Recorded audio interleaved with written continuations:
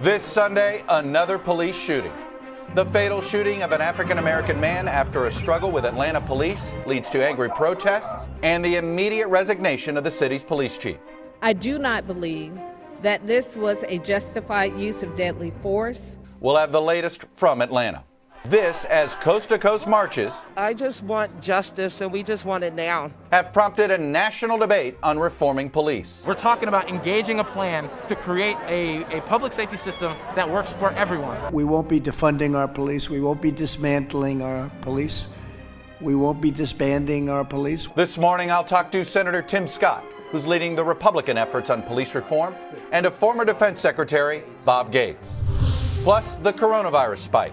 Half of the U.S. is now seeing a post-Memorial Day surge. We saw even more acceleration at that point in time. I think people have let their guard down. So why has the coronavirus task force been silent for nearly 50 days? My guests this morning, infectious disease experts Joseph Fair and Dr. Nahid Bhadelia. And primary chaos. It was a disappointment. Missing ballots, confused poll workers, long lines. Why are you so intent upon staying here? It's important. It's important for me. It's important for my sons. Why this is a big flashing warning sign for November. Joining me for insight and analysis are NBC News Capitol Hill correspondent Kasie Hunt, Helene Cooper, Pentagon correspondent for the New York Times, and Tim Alberta, chief political correspondent for Politico. Welcome to Sunday. It's Meet the Press. From NBC News in Washington, the longest running show in television history. This is Meet the Press with Chuck Todd. Another fatal shooting of an African-American man at the hands of police, this time in Atlanta, has led to renewed protests and the resignation of that city's police chief. This happened Friday night at a Wendy's restaurant when police shot and killed Rayshard Brooks after Brooks had failed a sobriety test, fought with police officers, and was running away with one of the officers' taser guns. As news spread, protesters took to the streets, blocking an interstate, and the Wendy's itself was set on fire. Atlanta's mayor, Keisha Lance Bottoms, moved quickly, firing the police officer who fired the fatal shots, and announcing that Police Chief Erica Shields was stepping down. I do not believe that this was a justified use of deadly force and have called for the immediate termination of the officer. The second officer involved has been placed on administrative duty. Our own Blaine Alexander is in Atlanta at the Wendy's restaurant where all this took place for us this morning. And Blaine, there was quite a bit of time where things were sort of routine until they weren't. Absolutely. It was a very sharp escalation there in that video that we saw on the body camera video. Chuck, let me just set the scene for you this morning. You see the aftermath here behind me.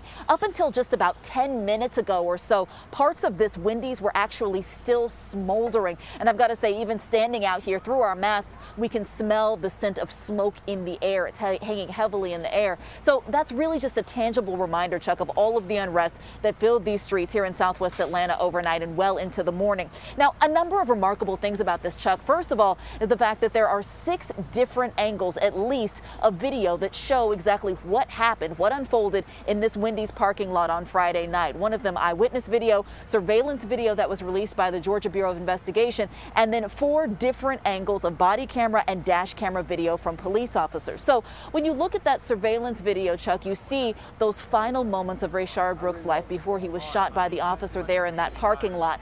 Now, we do know, again, that this was something that was taken on surveillance video. Officers were called to the scene because he had fallen asleep in his car. He was sitting in his car blocking the drive-through. That's why they were called to the scene. But when you take a look at the police body camera video, Chuck, there were 2 things that stood out very strongly to me. One, the fact that you see on the video officers search Brooks and find no weapons on him, find that he's not armed. But the second, the fact, as you mentioned before, it was 43 minutes into that video, Chuck, before things escalated. For the better part of that video, you see Brooks sitting in his car, the officers talking to him, asking him things like, how much have you had to drink? What are you doing here tonight? Where were you going? Where were you coming from? He takes a field sobriety test, which investigators say that he failed. And then about 43 minutes into that video, you see the officers there try and place him under arrest. And that's when things quickly begin to escalate there. In about a 90-second piece, you see it go from a calm conversation to hearing those gunshots, Chuck, that ultimately ended his life. So as of right now, there are 3 different investigations taking place. The GBI, the Fulton County District Attorney, to find out if there are any charges charges that would come from this case. And then finally, attorneys for Brooks' family say that they're also conducting their own investigation. Chuck. Blaine, this was really swift action when you think about it in comparison to what we've seen in other incidents, other communities, how quickly not only the firing of the police officer, resignation of the police chief. What is the reaction of other Atlanta police officers? Are we hearing anything from the police side of things? And that swift reaction was very intentional, Chuck. I've got to remind you, that we've been covering the protests here. It was less than 2 weeks ago that we saw 6 officers who are now facing charges in a different case surrounding those 2 college students, breaking in, using tasers on them, use of force. 2 of them were fired and subsequently another 2 were fired. So this is kind of a pattern that we're seeing when it comes to trying to take very swift action in this. I will say that of just a couple of at least Atlanta police officers that I've spoken to, they're very surprised by how quickly this is transpiring, at least in the other case. That typically there's an investigation. It could take weeks, maybe months, before officers are fired and certainly before charges are brought. So certainly a very stunning speed with which this is happening. Chuck. That's for sure. Blaine Alexander getting things started for us at the scene at the Wendy's in Atlanta. Blaine, thanks very much. Joining me now from Mount Pleasant, South Carolina, is Senator Tim Scott, who is been tapped to lead the Republican effort at police reform. Senator Scott, welcome back to Meet the Press, and I just want to get your reaction to what you've seen in Atlanta in the last 48 hours and what you make of the swift action that has already taken place with the firing of the police officer and the resignation of the police chief. I certainly think the mayor decided to fire the officer, have the chief resign in order to perhaps quell the response from the community. That video is disturbing to watch, but I'm not sure that it's as clear as what we've seen around the country on some of the other issues that have driven us to the point where we're actually having a serious conversation around police reform. The conversation is necessary, very important. That situation is an outlier from what it really has brought us to where we are as it relates to police reform and George Floyd. The issue of use of force, though, and how quickly use of force and when do you escalate and things like that, I feel like that is part of this larger conversation you're seeing there. As part of police reform, should there be a federal standard on use of force and when it's required, when it isn't? I think it's really difficult to establish a codified in law standard for use of force. There are millions of scenarios that play out. It's one of the reasons why what we have tried to achieve through the legislation is finding the best practices around use of force around the country, and then to provide that clarity and guidance for those departments who may need to have a better perspective on use of force. So we're getting at it, but I'm not sure we're going to ever codify in law a use of force standard. So if you can't codify it in the law, what would a best practice look like? I mean, have you identified a local police force that you think is doing it right when it comes to trying to create use of, sort of different training, better training when it comes to use of force? I think you've seen under the previous administration, under this administration, we're focusing, at least I am, on trying to find a way to get the former police officers, current police officers, and civilians to work on a commission to help us to discern what it looks like to have effective policies that lead to better outcomes in those intense split-second decisions. That's what we're achieving through our commission that studies the use of force and the best practices around it. There are other aspects of it that we can be more clear on, like the chokehold. This is a policy whose time has come and gone, and we try to tackle that on the local level. The House policy tackles that on the state level. I think the president's looking at a national perspective on that from his executive order. But every single aspect of all 3 levers want to tackle the issue of chokeholds. And that's part of that entire conversation around the de-escalation of force.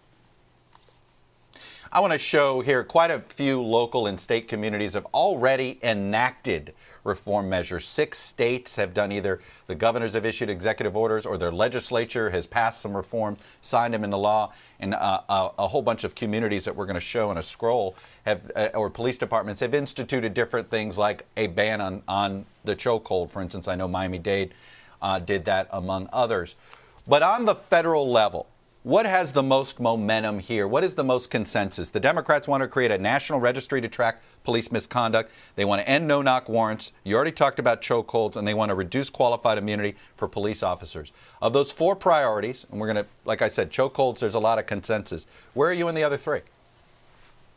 Well, on no-knocks, we certainly want to understand there's no actual database on no-knocks. We don't know when it's used, to whom it's used against. We don't know the race, the sex, the age. We know nothing about no-knocks except for the Breonna Taylor situation that was tragic without question. So I want to take the Breonna Taylor case and have an act that requires more data to be provided so that we can actually come out with policies that are consistent with the best use of no-knocks or the elimination of no-knocks. We just don't have the information to get there. I know that the House bill says, let's just eliminate it for drug cases, but we have no information that supports that that is the best way to go. I'm interested in having that conversation. If we get to the end of the road and we have a negotiation, that will be on the table, whether it's a local or state approach on chokeholds, that will be on the table, whether there's a national registry, a state registry, or a local department by department registry around the misconduct, that will be on the table as well. So there are approaches that are very similar and somewhat different at the same time. I think we're going to get to a bill that actually becomes law.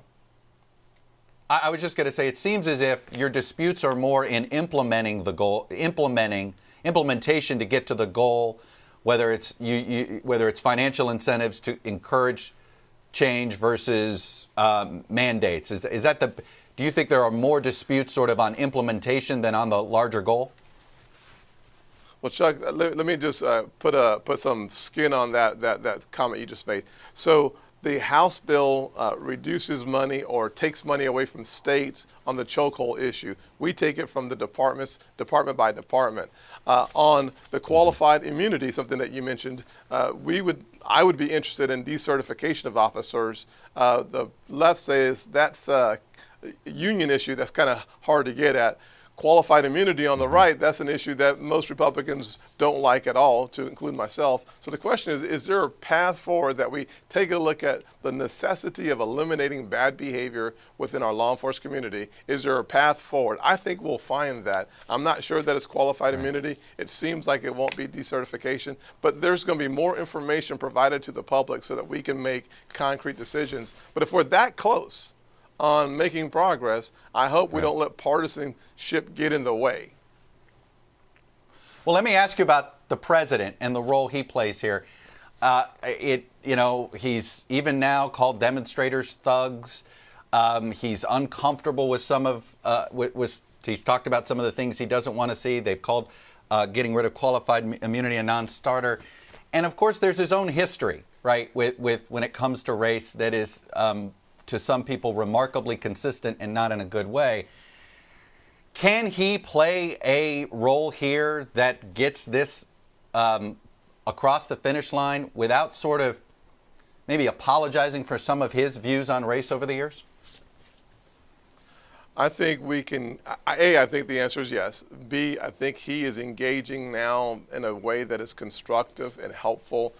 C, the executive order that will come out, I think, on Tuesday really does reference a national database, strengthening a national database on police misconduct, from my understanding. It also talks about the importance of co-responders from a mental health perspective, that both law enforcement and communities like that approach. So I think he's weighing in at the right time in a constructive manner. I'll look at yesterday's speech at West Point, where he talked about the powerful institutions of authority in this country and how they eliminated desegregation, broke the back of it, and how the Civil War led to the freedom of African Americans in this country. His approach yesterday at West Point is what we'd like to see a whole lot more of, because it was constructive. It is important that all three levers of government work together to solve what is in fact the original sin of this country. If we do that, I think the American people will celebrate neither party, but the fact that we work together as one country. Senator Scott, considering that the Trump campaign sort of ended up planning a rally in Tulsa, of all places, on Juneteenth, they've since moved it.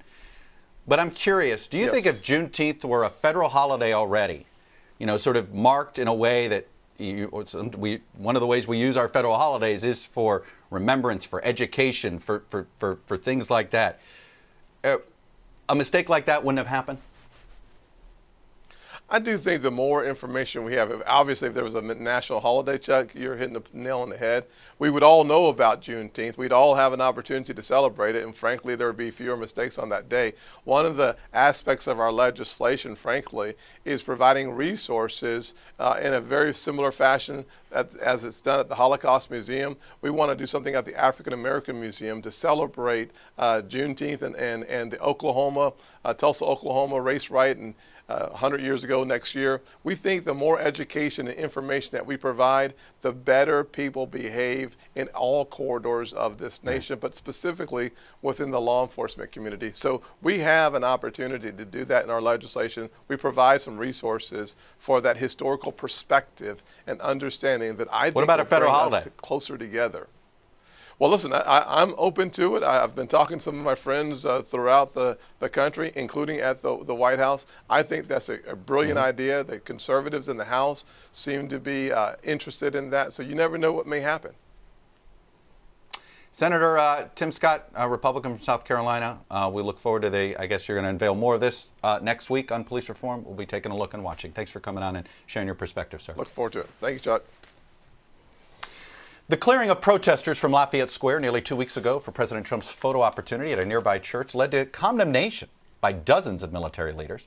And on Thursday, it continued when the chairman of the Joint Chiefs, Mark Milley, publicly regretted taking part in the incident.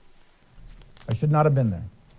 My presence in that moment and in that environment created a perception of the military involved in domestic politics. Joining me now is Robert Gates, who served as Secretary of Defense for both President George W. Bush and Barack Obama. He's also the author of a new book, Exercise of Power. Secretary Gates, welcome back to Meet the Press. General Milley's speech late this week, after sort of a number of attempts to put some distance between what happened, your reaction, was it appropriate, and did he do it soon enough? I think he really wrestled, Chuck, with how to respond when he realized how the appearances of him being present for that photo op seemed to the rest of the country.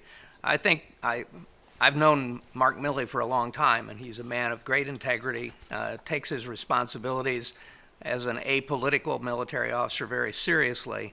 I think the important thing was that he made the statement, made it with all sincerity, and frankly, I think that plus his statement, written statement to senior commanders around the world about the apolitical nature of the American military sent a powerful signal and re-emphasized the importance of the military staying out of politics and frankly not getting used. You know, all the presidents that I worked for like to use the military as a prop.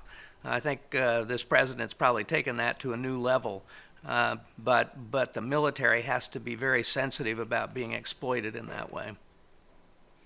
You know, another aspect that's come under scrutiny with the military, on one hand, as an institution, it's an extraordinarily, it's perhaps more integrated than any other major institution in this country.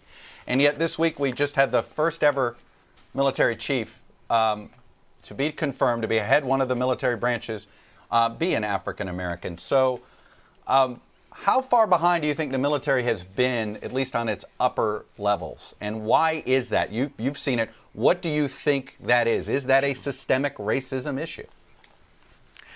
I don't know if it's systemic racism in the military. The military for a long time was out in front of the rest of the country when it came to integration and to offering opportunities for African Americans and other minorities.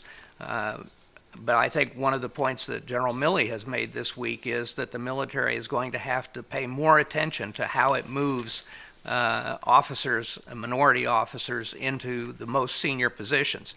There have always been individuals who have been successful. Colin Powell is chairman of the Joint Chiefs of Staff, General Lloyd Austin, who was the commander in Iraq while I was during part of the period when I was secretary. So there have been a number of African Americans, but as you point out, this is the first African American service chief. In all honesty, the first 4-star woman was appointed while I was secretary, and that was pretty far into the process as well. So I think the military is really focused on now how more regularly minorities, and particularly African Americans, are moved into the most senior positions in the military. I'm curious of your take on the movement to change the names of those Southern military institutions, the banning of Confederate paraphernalia in the Marines. Are all of these things that you think are whose time has come? I think that the opportunities are presented by events, and I think we now have the opportunity, particularly to change the names of our military facilities. I've always puzzled over the fact that we don't have a Fort George Washington or a Fort Ulysses S. Grant. So I think the time has come, and I think that there is the opportunity not only to name some of these places for some of our great generals of the 20th century, but also individuals such as African American and other minority Medal of Honor recipients and so on. We've done that in naming ships. Right. We just haven't done it with our facilities. You've had some tough words on both of the two potential men who are meeting off to be in the next presidential election. Here's what you wrote about Joe Biden in 2014. Joe is a man of integrity and capable of hiding what he really thinks, and one of those rare people you could turn to for help in a personal crisis. Still, I think he has been wrong on nearly every major foreign policy and national security issue over the past 4 decades. Does that make him more, in your mind, does that make it hard for you to support him for president? Well, I think the important thing is the quality of his character is important. I have a lot of policy disagreements, frankly, with the former vice president. But I think one of the things that people will be weighing this fall is probably the character of the two contestants. Well, let me put up what you said about President Trump in 2016. You were pretty tough on him as well. Let me read this quote. He said, "He is stubbornly uninformed about the world and how to lead our country and government, and temperamentally unsuited to lead our men and women in uniform. He is unqualified and unfit to be commander-in-chief." You said this September of 2016. Has your assessment of him changed? I would say this, Chuck. First of all, unlike his 3 predecessors, and I write about this in the book, at least he hasn't started any new wars. And he has robustly funded the military. I supported his outreach to North Korea. It hasn't come to anything, but I thought there was a bold move, and everything else had failed in the previous 25 years. I thought his challenging China was about time, but there are also the other side of the coin in terms of some of the things he says, his treatment and words about military people and military heroes like John McCain that I admire a lot that are really troublesome. I'm just curious, in this case, is this a case where character trumps policy for you? Well, I think that's going to be up to the voters of the country. Secretary Gates, I'm going to leave it there. I'm glad you brought up North Korea. If I had more time, I was going to ask you about an interesting comment from your book about North Korea and about whether it is time for us to accept them as a nuclear power. Anyway, among the many interesting things you write about, I encourage folks to pick it up. Secretary Gates, thanks for coming on and sharing your perspective, sir. Thank you, Chuck. Coming up, a surge in coronavirus cases in half of the states. What can we expect the summer to bring? I'm going to talk to 2 infectious disease experts, Dr. Joseph Fair, Dr. Nahid Bhadelia, when we come back. Welcome back. The CDC and the White House Coronavirus Task Force aren't talking about it much, but the United States is in the midst of another surge of COVID-19 cases. 25 states and Puerto Rico have seen spikes of more than 10% over the last 2 weeks. Overall, we have seen more than 2 million confirmed cases in the United States, and 116,000 people have died since February. What does this all mean for the hopes of getting back to something approaching normal in the near future? Joining me now, our virologist, Joseph Fair, who recently recovered from COVID-19 himself, and infectious disease physician, Dr. Nahid Bhadelia of Boston University. Welcome back to Meet the Press to both of you. Dr. Fair, let me start with you because I would like you to share a little bit about your recovery from COVID-19. What should Americans take away from your experience? Well, first of all, I did not have any underlying conditions, and, I'm not like a triathlete or anything like that, but I was generally very healthy, could run, exercise probably 4 or 5 times a week. That being said, I did not expect if I got COVID-19 that I would get that ill, because I don't have any of those underlying conditions. I'm 42 years old. So you wouldn't think clinically that I would be one of those people that would get so very ill. I can say that 7 to 8 days prior to me hospitalizing myself when I was doing the self-treatment, that was the worst I've ever felt. I probably spent 23 out of 24 hours in bed. And then obviously I developed the secondary pneumonia at the end, and so the struggle in breathing and everything else. So I was shocked at how severe my illness got, without having those underlying conditions that we've discussed so many times. And so what I would take from that is, everyone that's younger, everyone that is going out without mask now and being very cavalier with that and ignoring this kind of ongoing pandemic. And, we use the analogy "and the band played on" with HIV and its response in the early days. Yeah. That's really the analogy we should be using with coronavirus right now to a much greater extent. And so those people that are young and think they're invincible, or people that just don't think it's going to affect them that greatly, even if they do get it, I can say that my own experience was the complete opposite to that. It really, I can't say that I had a brush with death, but it was enough to put me in the ICU for 4 days and in the hospital for 6 days. I want for both of you, and Dr. Bhadelia, first to you. We're seeing spikes in states across the country. We've broken it up by region here, and you can clearly see the Northeast and the Midwest, those curves are going down. But when you break it up in the South and the West, both of those curves are going up. What does this tell you, Dr. Bhadelia, about what the rest of this summer is going to look like?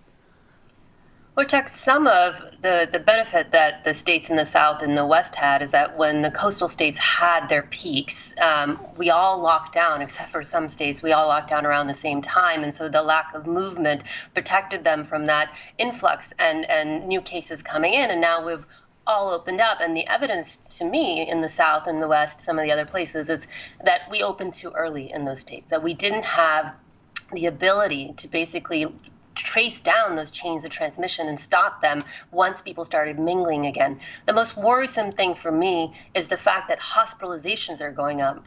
We've talked about Arizona. They're at about 84% right. Inpatient bed use. In North Carolina, they're inching at 80%. They're at 79%. And so it's not just the cases. It's the fact that at this point, hospitals are at risk of getting overwhelmed. And that is basically signaling to me that the states are already behind, and they should consider potentially whether they should be rolling back, at least not progressing with further reopening, but should they be rolling back reopening or considering lockdowns in certain counties where there are a lot of disease activity.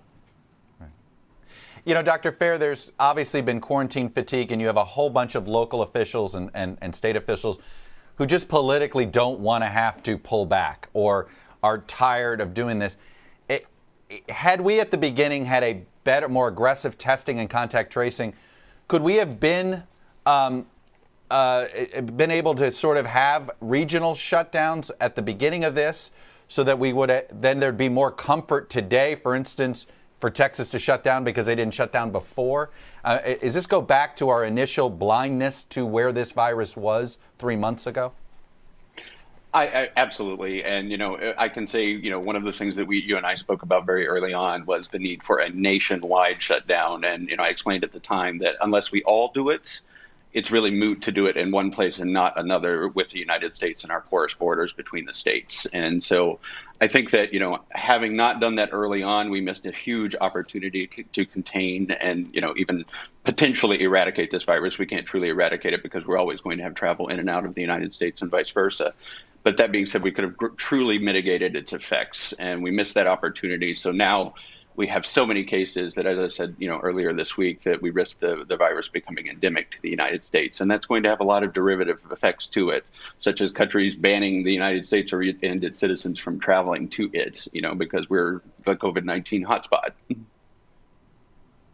So I was just going to say, you used this word endemic with me the other day, Dr. Fair, meaning we're not going to have waves. I mean, I heard one of the trumpeters, we're not at a second wave. No, we're not. It's just going to be one long continuous until we get to deal with this vaccine at this point? Is that your assessment? I just think that at this point in time, we have so many people that have this virus. We're not only not putting down, the stricter measures, we're loosening the measures we had in place. So those cases are going to continue to rise. And once you get past a certain number with a virus like this, which can be either seasonal, and we don't see that yet with it being seasonal, but once it gets so ingrained into the population, there's not a point where we can come back from that other than getting a vaccine in place. And, that just means that we're going to have it in the country until a vaccine is here. Dr. Bhadelia, it's clear that we're going to see political rallies in indoor facilities, whether public health officials think it's a good idea or not. Number one, if you were to go into an arena with 15,000 people, how would you do it to protect yourself, or would you even bother? Yeah, Chuck, I guess I would start with I would not personally take that risk, but that I think is a risk assessment that everybody needs to make for themselves. I particularly think it's a bad idea for states that are already seeing increases in cases to then have this perfect storm setup. The idea of tons of people where one sick person can have an impact of generating, secondary cases on this immense level, where it's indoors, where there's no ventilation.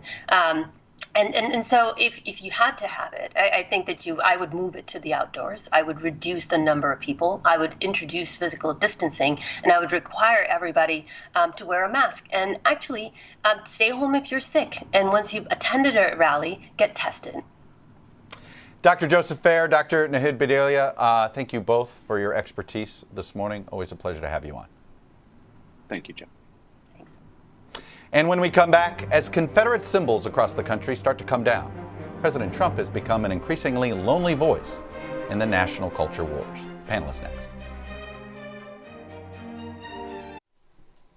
Welcome back. Panel is joining us from their remote locations. NBC News Capitol Hill correspondent Kasie Hunt, Tim Alberta, chief political correspondent for Politico, and Helene Cooper, Pentagon correspondent for the New York Times. Welcome. I want to get started, and I want to let Jamel Bowie essentially get us started and read this excerpt that he wrote earlier this week. The reckoning that is toppling Confederate monuments and fueling the largest sustained protests in 50 years is also, I think, turning the voting public decidedly against the president. The killing of George Floyd, the racially disparate impact of the pandemic, and the violent police rioting against accountability have shown millions of Americans what the future may hold if we continue along this path of inequality, exclusion, and authoritarianism. Kasie Hunt, are the actions we're watching on Capitol Hill sort of, in some ways, proof that Jamal's right about this? Chuck, I think what you heard from Tim Scott at the beginning of the broadcast says everything you need to know about this. Even at the beginning of this past week, there was a sense that Republicans weren't necessarily going to make significant policy moves beyond the data collection. And Tim Scott spoke to the ways in which data collection is important, but he also in that interview suggested that they are going to go beyond that in this. And, you would not be seeing that reflected in what they are actually doing if they weren't seeing the exact kind of political movement that you just described here. The shift on this has been fast and deep. And, if the lawmakers are already seeing it this quickly, I think that really tells you how significant it is. And, I will also just say, I think Republicans are pretty lucky that they have a leader in Tim Scott who brings so much credibility to this issue. And his measured approach, I think, has gone it's gone quite a long way in convincing his colleagues to start to make these changes. Tim Alberta, you wrote about the phrase law and order and how it doesn't have the same meaning politically anymore on the right. Chuck, it doesn't. And obviously, post-2012, Republicans began to have this conversation about how do we soften the image of the party? How do we expand our appeal into these non-traditional communities? And they talked a lot about immigration reform and some other issues, but they didn't talk really at all about this issue of systemic injustice and institutional racism and police disproportionately targeting and brutalizing the African American community. And that is a conversation that is now taking place inside the Republican Party in a way that was really unimaginable just a few years ago. And so I think regardless of the outcome this November, the writing is really clearly on the wall for a lot of these Republicans now. The polling is just remarkable. Frank Luntz spoke to it earlier this week. He said, I've been doing this for 30 years. I've never seen public opinion move so quickly. Karl Rove spoke to it in my piece. There is sort of a clear line of delineation that the spring of 2020 represents for Republicans, and they recognize that regardless of what the president is saying or doing, that they need to address this issue moving forward in order to be competitive and in order to get a foot in the door with some of these communities. And I guess, Helene, the question is whether the president, whether he can play a role that's constructive here or not. I want to play, first I want to play two excerpts from the president. One just this week to Fox News about Abe Lincoln. Take a listen. I think I've done more for the black community than any other president. And let's take a pass on Abraham Lincoln because he did good, although it's always questionable. In other words, the end result. Well, we are free, Mr. President. But we are did free. Pretty well. You understand what I mean. Yeah, no, so I'm going to take a pass on Abe, Honest Abe, as we call him. And Helene, before you respond, I want to also play, because I think one of the challenges for this president is that this has been a long history of having one view about race. Listen to this quote from 1989.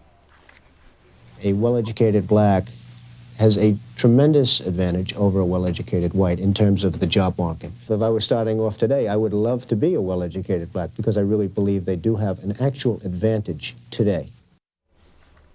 It's sort of a similar question I had to Tim Scott is can the president, because of his history, even his recent instincts here, can he play a constructive role without sort of acknowledging views that he had in the past that no longer seem to be mainstream?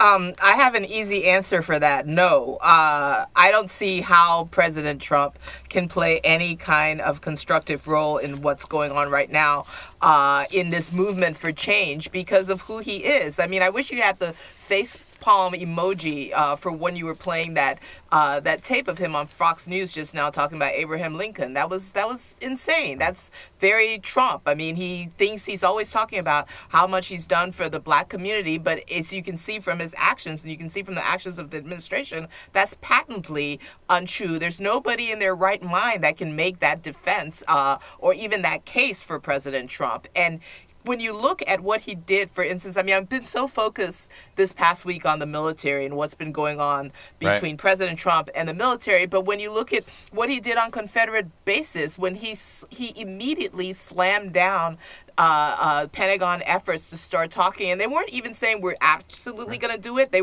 had started in such an anemic way. We're going to start a bipartisan commission to talk about changing these Confederate base names, and Trump shut that down immediately. And he infuriated his senior military officials who were just ready to throw their hands up in the air. So it's like the idea that this is the guy who's going to play a constructive role in this movement for change in the United States, I think is preposterous.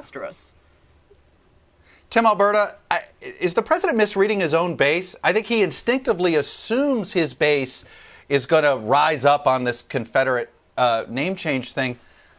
I don't fully see it that way. Do you? It's at the margins, Chuck, as with everything else the president does. I think he has such a myopic focus on his base that he doesn't recognize that politics is a coalition business and that a lot of the votes that helped get him across the finish line in 2016 were coming from wealthy, affluent, two-car garage suburbs where voters are not only turned off by his rhetoric around race, but specifically when you get to issues of the Confederate flag or when you get to these protests in NFL stadiums, these are voters who culturally have drifted further and further from these traditional Republican positions of orthodoxy. And now the president has a choice to make heading toward November. It's, do you begin to soften ever so slightly? Do you modulate some of your positions, understanding that you can't afford to bleed these suburban voters? Or do you continue to just sort of take this hardline position, believing that that's what rallies your base behind you? Obviously, the math is going to be very difficult for him if he does not do something to acknowledge the fact that he needs them.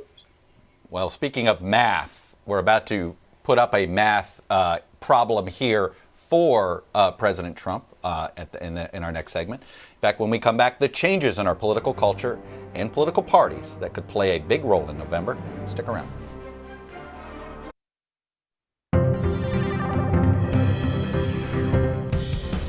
Welcome back. Data download time. We've said it before. Donald Trump is making a mark on the Republican Party.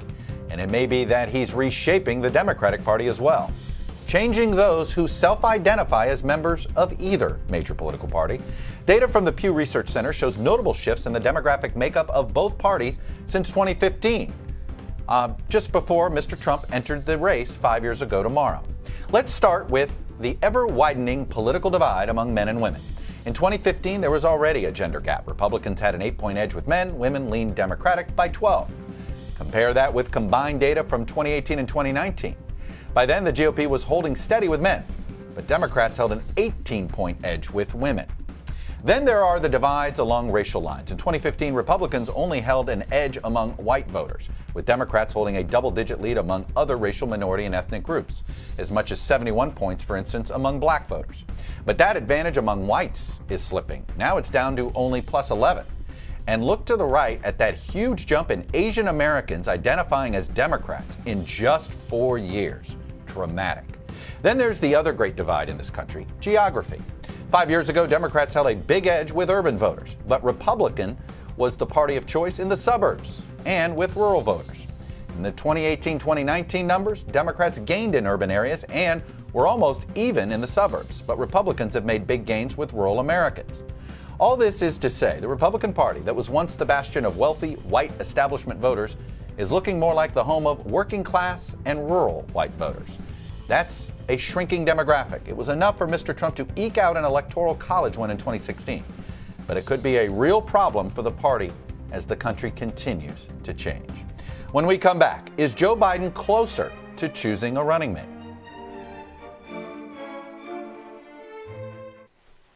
Welcome back. The panel is with us again, and I guess since we're a day closer to the Democratic convention, we're a day closer that we can say Vice President Biden is one day closer to picking his running mate, because at some point he has to pick one. I want to put up 9 candidates that we think are on some form of this short list. The first screen of 6 candidates appears to be almost the consensus top 6 in various reporting outlets, ours, The Times, AP, Val Demings, Kamala Harris, Keisha Lance Bottoms, Michelle Lujan Grisham, New Mexico's governor, Susan Rice, Elizabeth Warren. The next page here, there are various reports, Tammy Duckworth, Tammy Baldwin, Amy Klobuchar, that they're also being vetted in some form or another.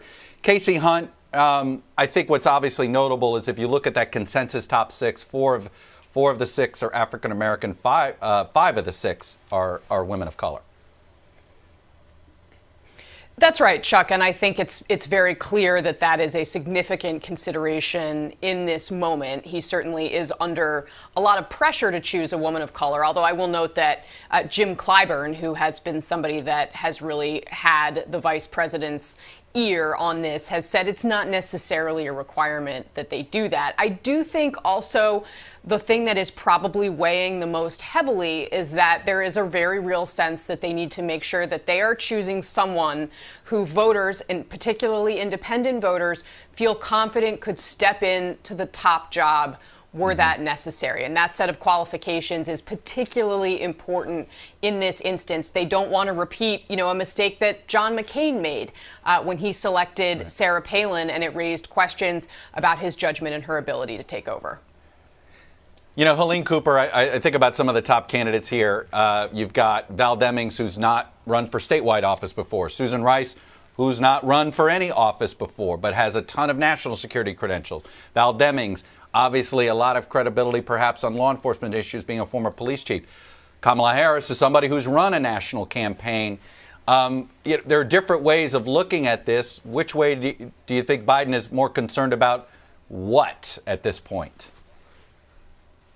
I think in the moment that we're in right now, obviously the push for an African American woman is probably something that Vice President Biden has been focusing on a lot. But let's assume that this moment sort of eases at some point, and then you get to the whole both the electability issue, but also the issue of who can step in once, if given his age, if he actually wins. So he's got to balance both the who can help him beat Trump and who looks like they were going to be qualified enough to step in on day one because of his age. And that's where you start seeing him lean more towards maybe the senators, maybe the Kamala Harris, or maybe Elizabeth Right. Warren. It's such a tricky road to hoe for him. It's Val Demings looks fantastic right now when you see her Yeah, she does. on tape. She did a really good job during the impeachment trial in the eyes of many people, but there's still a lot to consider, and I still think that he might take some time, a little bit more time on this, because we are in the middle of such a huge moment. It seems that making this kind of a decision right now, it may be a good idea to wait a little bit. Tim, Alberta, I'm reminded by a longtime friend of mine, the greatest VP disparity of all time was 1988, Lloyd Benson, Dan Quayle, and the polls all said how much more qualified Benson was and all of this, and it didn't seem to have any impact. Are we doing it again, or could we be overhyping the importance of this? It's possible, Chuck. Look, historically, you're right. The vice presidential selection has not had a huge impact. And in fact, in many cases, it has no impact at all. Although we only have to go back 4 years to see how Donald Trump's selection of Mike Pence, along with his unveiling of his potential list of Supreme Court justices, those two things in tandem really mattered as far as reassuring a Republican base, particularly evangelical Christian Republican base that was very nervous about Donald Trump, and Mike Pence provided them a familiar face and a sense of, okay, this guy really will govern in a way that is going to be consistent with our values.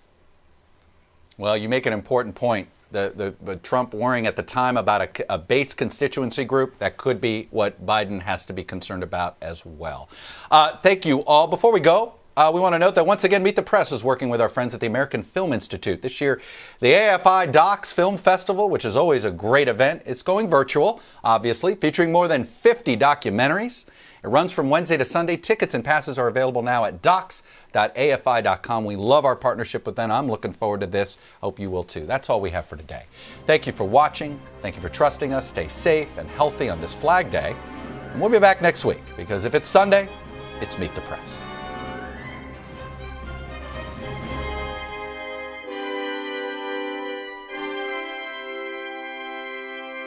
More Americans watch NBC News than any other news organization in the world.